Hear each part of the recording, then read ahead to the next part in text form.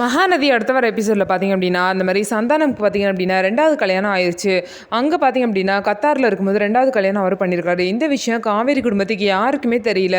இப்போ பார்த்திங்க அப்படின்னா இந்த வீடை வந்து காவேரி பேரில் வந்து ரெஜிஸ்ட்ரேஷன் பண்ண போகிறோம் அப்படிங்கிற நேரத்தில் கரெக்டாக அந்த 2வது ஃபேமிலி வந்து பார்த்திங்க அப்படின்னா பிரச்சனை பண்ணுறாங்க. என்னோட பசங்களுக்கும் சொத்து வேணும் அப்படின்னு சொல்லிட்டு பிரச்சனை பண்ணுறாங்க. போலீஸை கூப்பிட்டு பேசினாலும் பார்த்திங்க அப்படின்னா இது உங்கள் குடும்ப பிரச்சனை, நீங்கள் தான் பேசி தீர்த்துக்கணும்னு சொல்லிட்டு போலீஸு கிளம்பிட்டாங்க. இதுக்கப்புறம் என்ன பண்ணுறதுனே தெரியாமல் வந்து ஃபேமிலி எல்லாம் முழிச்சிட்ருக்காங்க.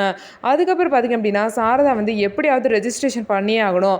அவங்க சந்தான பேரில் இருக்கிறனால தானே இந்த மாதிரி சொத்தை அவங்க கேட்குறாங்க. இதை எப்படியாவது காவேரி பேருக்கு மாற்றிட்டா பிரச்சனையே கிடையாது. அவங்களுக்கு தெரியாமல் நம்ம எப்படியாவது ரெஜிஸ்ட்ரேஷன் பண்ணிடணும்னு சொல்லிட்டு எல்லாரும் வந்து நினைக்கிறாங்க.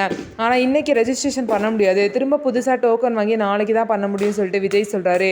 நாளைக்கு பண்ணாலும் ஓகே, ஆனால் அவங்களுக்கு தெரியாமல் எப்படியாவது பண்ணிடணும்னு சொல்லிட்டு சாரதா வந்து சொல்கிறாங்க.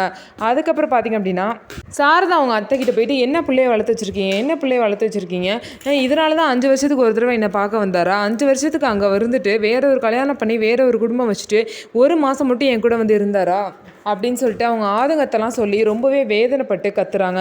ஸோ நடந்தது எதையுமே மாற்ற முடியாது. ஸோ இதுக்கப்புறமாவது ரெஜிஸ்ட்ரேஷனை நல்லபடியாக அந்த ஃபேமிலிக்கு தெரியாமல் முடிப்பாங்களா இல்லையான்னு சொல்லிட்டு வெயிட் பண்ணி பார்க்கலாம். நம்ம வீடியோ உங்களுக்கு பிடிச்சிருந்தா நம்ம வீடியோவை லைக் பண்ணிக்கோங்க. மறக்காமல் நம்மளோட சேனலை சப்ஸ்கிரைப் பண்ணிவிட்டு பாருங்கள்.